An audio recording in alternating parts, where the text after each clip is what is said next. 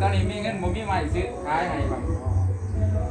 ไม่ขายไม่ขายไม่ขายมีแต่กับมีใหม่ซื้ออันวันไม่ดูได้ไม่ดูไม่ดู ส่วนเป็นไปดู เย็นพอมากนี่ให้น้องรบมา เย็นเลย ช่วงนั้นเป็นใบแดงเป็นอะไร เดี๋ยวลูกแอบถ่ายบริเวณลูกแอบถ่ายดูได้เอทีนี้มันมีที่จะละลูกเลิกแอบถ่ายดู มีอันนั้นนะ ยิ้มหน่อยยิ้มหน่อย แอนก็เบื่อเวลาใกล้ๆหมด